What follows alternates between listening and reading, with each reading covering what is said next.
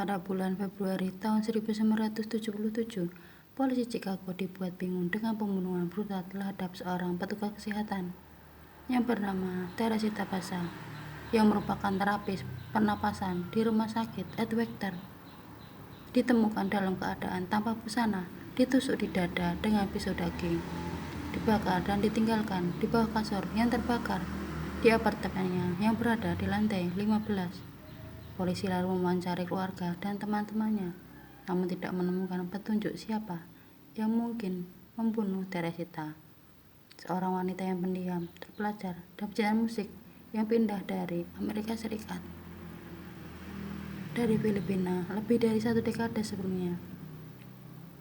Salah satu sedikit petunjuknya adalah catatan di buku hariannya yang berbunyi, dapatkan tiket AS. 6 bulan setelah penyelidikan polisi, perinya kasus ini tidak akan pernah terpecahkan. Lalu datanglah sebuah kejadian yang sangat aneh.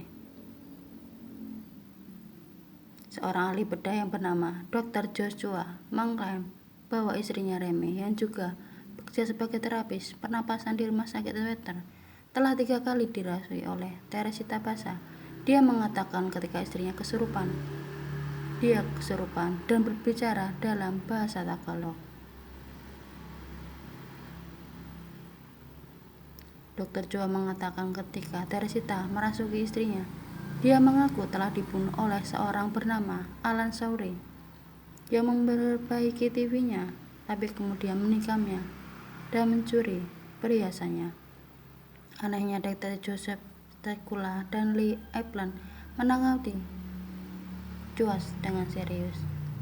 Ada fakta bahwa Alan Sawrey mempunyai inisial AS, inisial yang sama dengan yang mereka lihat di buku harian Teresita. Tapi ada yang lebih dari itu.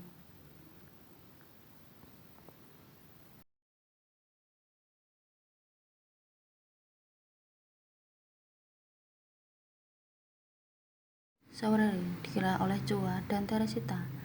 Dia bekerja sebagai teknisi di rumah sakit yang sama tempat Joa dan Teresita menjadi terapis. Sawrey berada dalam keadaan keuangan yang sulit, dan Teresita telah membantunya dengan membayarnya untuk melakukan pekerjaan kecil di rumahnya. Para detektif lalu pergi ke apartemen Sawrey yang ditinggali bersama pasangannya yang sedang hamil, yang bernama Yanka Kalmuk.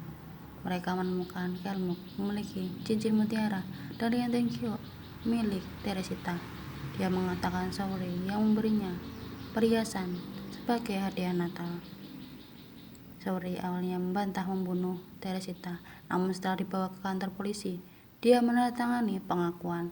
Dia mengatakan dia mengunjungi Teresita di rumahnya, menyerangnya, dan mencuri perhiasan, lalu menyalakan api sebelum pergi.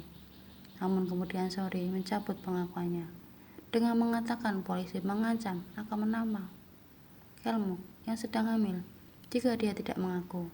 Pengacara yang bernama William Suwarno menyerukan agar tuduhannya penulis tersebut dibatalkan dengan mengatakan bahwa polisi telah menangkapnya hanya karena cerita aneh dari keluarga Josh. Namun hakim memutuskan persidangan harus dilanjutkan. Persidangan tersebut mendapat publisitas besar-besaran dengan tajuk seperti apakah suara dari tersangka pembunuhan dari dalam kubur, yang berakhir dengan pembatalan sidang dengan juri menemui jalan buntu.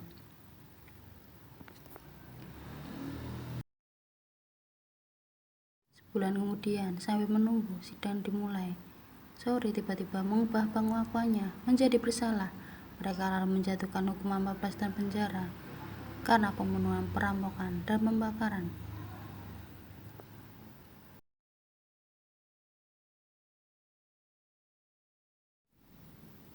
Saat kejadian, ada sebuah teori konspirasi.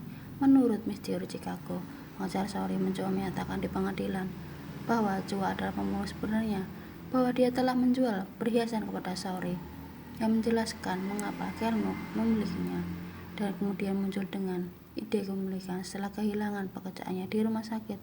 Namun Seltzer menambahkan, Joa tidak benar-benar dianggap sebagai tersangka. Pada tahun 1983, Sauri akhirnya dibebaskan setelah 6 tahun mendekam di penjara. Setelah itu dia menjalani kehidupan dengan tenang.